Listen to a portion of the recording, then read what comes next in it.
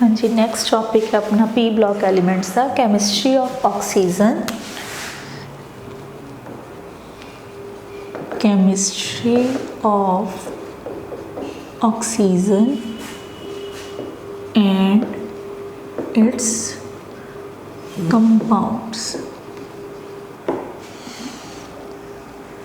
ठीक है, फर्स्ट असी पढ़ांगे ऑक्सीजन की प्रैपरेशन। ठीक है, इसदियाँ फिजिकल प्रॉपर्टी और इसदियाँ कुछ कैमिकल प्रॉपर्टीज। सब तो पहला टॉपिक है preparation of oxygen.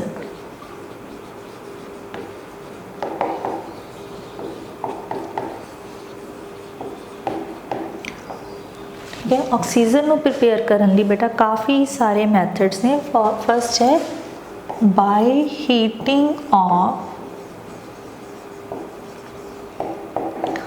Oxygen rich compounds.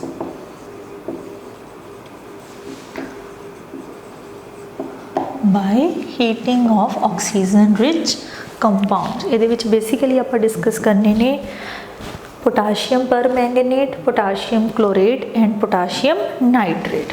Means KMnO4, potassium chlorate, KClO3 and potassium nitrate, KNO3. These are known as oxygen rich compounds: potassium permanganate, potassium chlorate and your potassium nitrate. जो तुसी इन्हां नूं heat करदे हो तो इन्हां दे विच बहुत सारे अमाउंट दे विच ऑक्सीजन रिलीज हुंदी है। की बन रहा है K2MnO4 plus MnO2 plus O2। ठीक है, बैलेंस होगी। इसी तरीके ना KCl plus O2, 2 2 and 3। Next potassium nitrate, potassium nitrite plus oxygen like this. तो ये 3 कंपाउंड्स ने जिहड़े जिन्हां कोल बहुत ज़्यादा अमाउंट दे विच ऑक्सीजन हुंदी है। That's why they are known as oxygen rich compounds. तो जदों असीं इन्हां दी हीटिंग करते हैं तो साडे कोल की रिलीज़ हो रहा है? ऑक्सीजन। किस किस दी हीटिंग की है? पोटाशियम पर manganate, potassium chlorate and potassium nitrate. तो इन्हां दी हीटिंग तो सानू की मिल रहा है? ऑक्सीजन। ठीक है, so these are the So this is the first method of the preparation of oxygen. Second method है by the heating of oxides and dioxides.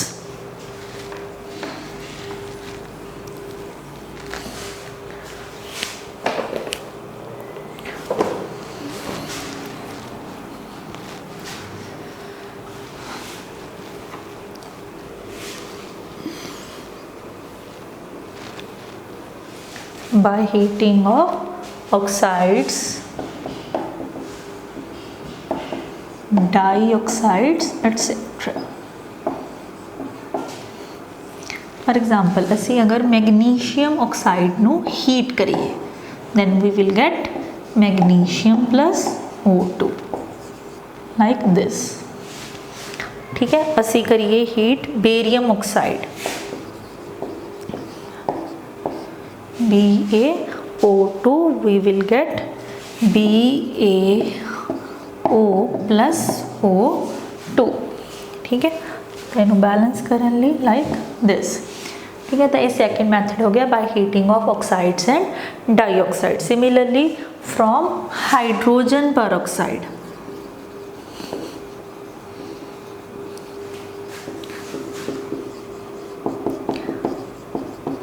Hydrogen peroxide means H2O2। अगर असीं इसनों भी हीट करते हैं then we also get oxygen as H2O plus O2। ठीक है, now this is balanced. तो किहड़े मैथड्स कितने ने? फर्स्ट किया oxygen rich compound, second by the heating of oxides dioxide, third from hydrogen peroxide. Similarly कई बार तुहानूं पेपर च पूछा जाता है laboratory method of preparation. Laboratory method of preparation of oxygen, lab ਦੇ ਵਿੱਚ ਆਕਸੀਜਨ ਕਿਵੇਂ ਪ੍ਰਿਪੇਅਰ ਕੀਤੀ ਜਾਂਦੀ ਹੈ? ਤਾਂ ਲੈਬ ਦੇ ਵਿੱਚ ਵੀ ਜੋ ਆਕਸੀਜਨ ਹੈ it is prepared by heating potassium chlorate. ठीक है, मैथड आप ऑलरेडी किया इन ऑक्सीजन रिच कंपाउंड्स। तो सानू की मिल रहा है पोटाशियम क्लोराइड प्लस ऑक्सीजन। ठीक है, बट इस रिएक्शन नू करन लई असी लैब दे विच की यूज़ करते हैं? Manganese dioxide MnO2, because this manganese dioxide acts as a catalyst.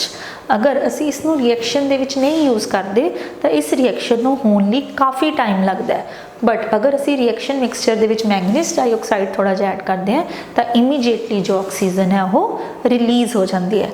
इस तो अलावा असी ऑक्सीजन नू बना सकते हैं by electrolysis of water, by electrolysis of water. Electrolysis का मतलब होंदा बेटा वाटर दे विचों इलैक्ट्रिसिटी पास करना। जदों तुसी वाटर दे विचों इलैक्ट्रिसिटी पास करते हो तो वाटर भी ब्रेकअप हो जाता है into hydrogen and oxygen like this. तो इत्थे आपां की पास कीती है? Electricity. So this process is known as electrolysis of water. तो इस तरीके नाल भी सानू की मिलता पिया? By product oxygen. ठीक है, इस तो इलावा एक होर मैथड हुंदा है बाय या फ्रॉम एयर। एयर दे विचों भी असी ऑक्सीजन नू सैपरेट कर सकते हैं। उहदे लई की प्रोसैस हुंदी है? सब तो पहला एयर दे विचों रिमूव करनी पैंदी है carbon dioxide and water vapour. जदों तुसी एयर दे विचों carbon dioxide and water vapour separate कर ले, उस तो बाद जिहड़ी बची हुई एयर है उसकी की जाती है फ्रैक्शनल डिस्टिलेशन। ठीक है, फ्रैक्शनल डिस्टिलेशन का मतलब होंदा है कि असी बचे हुए मिक्सचर नू हीट करना है, तो जिसका बॉइलिंग पॉइंट जिन्ना होएगा उस बॉइलिंग पॉइंट जाके असी उस कंपोनेंट नू अलग कर लांगे। हुण जो अपनी एयर है मिक्सचर ऑफ गैसिज है, उहदे विच सब तो ज़्यादा किहड़ी गैस होंदी है? Nitrogen, then oxygen, then carbon dioxide. हुण असी कार्बन डाइऑक्साइड अलग कर चुके हैं, वाटर वेपर अलग कर चुके हैं, तो बचिया की होया? Mainly nitrogen and oxygen. तो उस तो बाद उसनू हीट किया जाता है फ्रैक्शनल डिस्टिलेटिंग कॉलम दे विच। तो जो नाइट्रोजन का बॉइलिंग पॉइंट है वो अप्रॉक्सीमेटली होंदा बेटा 78 कैलविन। तो सब तो पहला किहड़ी गैस बॉयल होंदी है? नाइट्रोजन। तो उसनू अलग कर लिया जाता है और पिछे जिहड़ी गैस बचती है उहदे विच मेनली की होंदी है? ऑक्सीजन। और वो ऑक्सीजन है जिहड़ी वो 90 कैलविन ते आके बॉयल होनी शुरू हो जाती है। तो जो ऑक्सीजन 90 कैलविन ते आके बॉयल होंदी है तो उस ऑक्सीजन नू भी उस तो सैपरेट किया जा सकता है। तो यह किहड़ा मैथड सीगा? From air. तो असी किहड़े मैथड्स किते बेटा ऑक्सीजन की प्रैपरेशन ली? By heating of oxygen rich compounds, second by heating of oxides और dioxide, third from hydrogen peroxide, next laboratory method of preparation, next electrolysis of water and last from air. तो ये कुछ method सी जिहड़े तुहाडी oxygen की preparation नाल related सी। तो इस दे विच जिहड़े इंपॉर्टेंट ने, सब तो ज़्यादा इंपॉर्टेंट है बेटा bye heating of oxygen rich compounds, and second जिहड़ा इंपॉर्टेंट है that is laboratory method of preparation of oxygen. उस तो बाद आ गया बेटे तुहाडे जो properties of oxygen, physical properties. Physical का मतलब ऑक्सीजन देखण च किद्दां दी है। हुण देखो बेटा असी सारा दिन ऑक्सीजन नू साह लैन लगे अंदर लैके जाने हैं, बट किसी ने उसका कभी कोई कलर फील किया है, टेस्ट फील किया है, स्मैल फील की है? नो।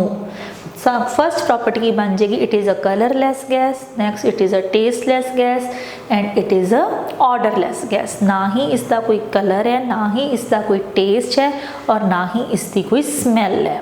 होर बना सकते हैं? It has boiling point equal to 90 kelvin.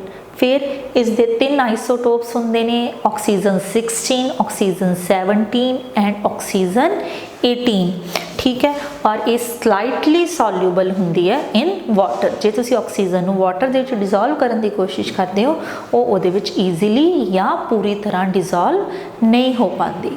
ठीक है, so these were the physical properties of oxygen. Next topic is chemical property of oxygen.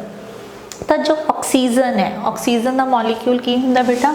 O2। It is quite stable in nature, ये बहुत स्टेबल है, इसनों तोड़ना बहुत मुश्किल है। हुण अगर असीं इसनों ब्रेक भी करांगे तो ये ब्रेक होएगा O+ O दे विच, मीनस इहदे विच 2 ऑक्सीजन के एटम्स है वो अलग अलग हो जाएंगे। बट इसनों तोड़न लई जो सानू बॉन्ड डिसोसीएशन एनर्जी चाहिए दैट इज़ वेरी हाई। इसकी जो बॉन्ड डिसोसीएशन एनर्जी है that is equal to 493.4 kilo joule per mole. तो इस करके जो ऑक्सीजन है असी इसनों मन के चलते हैं कि यह कैमिकली ज़्यादा रिएक्टिव नहीं होंगी because of large value of bond dissociation energy. But फिर भी जिन्नियां कैमिकल प्रॉपर्टीज़ हैं अपने को वो आप डिस्कस करांगे। सब तो पहला इसकी प्रॉपर्टी है एक्शन विद लिटमस। तो तुसी सारिਆਂ ने लैब्स ਦੇ ਵਿੱਚ 2 तरह के लिटमस सोल्यूशन देखे होंगे, किहड़ा blue and red. Litmus solution भी देखे हो सकते हैं बेटा, लिटमस पेपर भी देखा हो सकता है। ठीक है, ਜਿਹੜੀਆਂ ਚੀਜ਼ਾਂ ਲਿਟਮਸ ਨੂੰ ਬਲੂ ਟੂ ਰੈੱਡ ਕਰਦੀਆਂ ਨੇ ਜਾਂ ਰੈੱਡ ਟੂ ਬਲੂ ਕਰਦੀਆਂ ਨੇ ਉਹਨਾਂ ਨੂੰ ਅਸੀਂ ਕੀ ਕਹਿੰਦੇ ਆ ਐਸਿਡਸ ਐਂਡ ਬੇਸਿਸ। ਪਰ ਜਦੋਂ ਆਕਸੀਜਨ ਗੈਸ ਨੂੰ ਲਿਟਮਸ ਸੋਲਿਊਸ਼ਨ ਦੇ ਵਿੱਚ ਪਾਇਆ ਜਾਂਦਾ ਨਾ ਤਾਂ ਇਹ ਬਲੂ ਨੂੰ ਰੈੱਡ ਕਰਦੀ ਹੈ और ना ही रेड नो ब्लू करती है, means it has no reaction with litmus, क्योंकि यदि कोई भी रिएक्शन लिटमस के नाल नहीं होंदी so it will be neutral in nature. तो फर्स्ट कैमिकल प्रॉपर्टी की है, केमिकल प्रॉपर्टी फर्स्ट होगी action with litmus.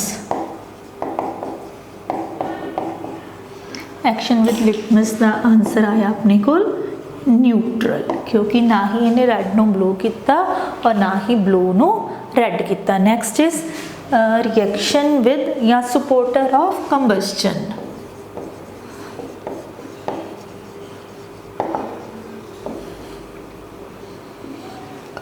Supporter of combustion तुहानू सबनों पता है किसी भी फ्यूल नू बर्न करन लई सानू किस चीज़ की जरूरत होंदी है, ऑक्सीजन की। Means oxygen is supporter of combustion. इस तो बिना जो कंबस्चन है कोई भी फ्यूल है जोड़ा वो बर्न नहीं कर सकता। ठीक है, नैक्सट है reaction with metals. Reaction with metals तो तुहानू पता है मैटल्स किहड़ियां हुंदियां ने बेटा, मेनली एस ब्लॉक एलीमेंट। ठीक है, तो तुसी कोई भी एस ब्लॉक एलीमेंट ले लो। फॉर एग्जांपल मैं सोडियम ले लिया फर्स्ट ग्रुप चो और मैग्नीशियम ले लिया सैकेंड ग्रुप चो, दोनों एस ब्लॉक एलीमेंट्स ने। जदों असी इन्हां नूं ऑक्सीजन दे नाल रिएक्ट करवाने हैं तो की बनते ने इन्हां दे ऑक्साइड्स लाइक, ठीक है, सोडियम ने भी ऑक्सीजन ने रिएक्ट करके की बनाता सोडियम ऑक्साइड और मैग्नीशियम ने रिएक्ट करके की बनाता मैग्नीशियम ऑक्साइड्स। और बेटा जेडे ये ऑक्साइड्स बनते ने मैटल्स के जो ऑक्साइड्स ने इतने आप लिखांगे metal oxides are formed. Metal के ऑक्साइड्स बन जाएंगे and these oxides are basic in nature. ये जो ऑक्साइड्स ने उनका बिहेवियर की होंगे बेसिक। बेसिक का मतलब है कि अगर तुसी इन्हां दे विच वाटर पा दोगे तो जो रिजल्टिंग सोल्यूशन होगा वो बेस होएगा। जिवें सोडियम ऑक्साइड ने जो वाटर पावांगे की बनेगा सोडियम हाइड्रोक्साइड। तो हाइड्रोक्साइड की होंगे base. Similarly magnesium oxide they which water पाने नाल की बनेगा मैग्नीशियम हाइड्रोक्साइड और हाइड्रोक्साइड अगेन की हो जाएगा एक base. Next is reaction with non-metals। non-metals means P block elements।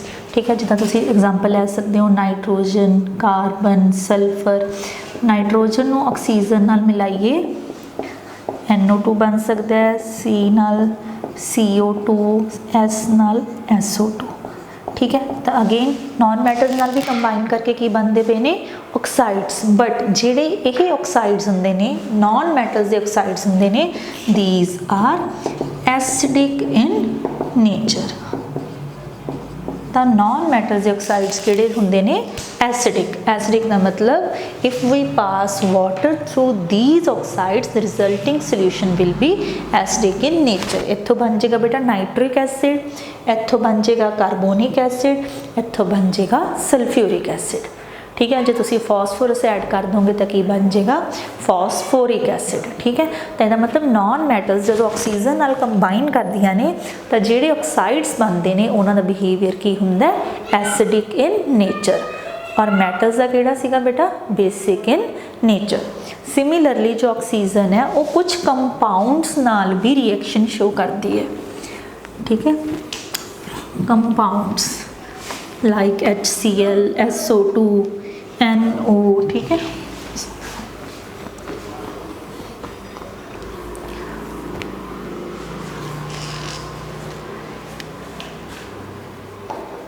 reaction with compounds।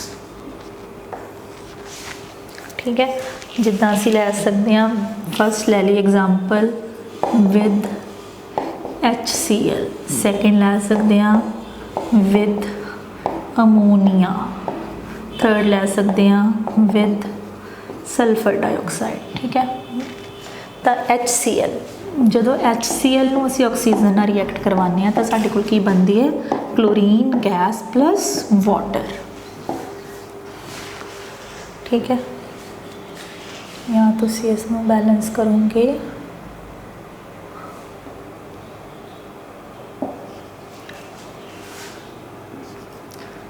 Like this. ठीक है, तो जो ऑक्सीजन HCl नाल कंबाइन कर रही है की बन रहा है क्लोरीन प्लस वाटर।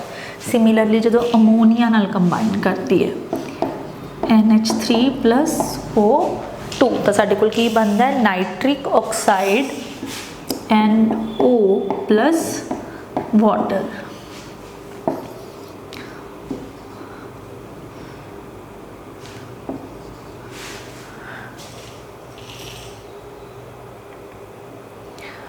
इस दे विच जैसे 5 लेने 10 बन गया।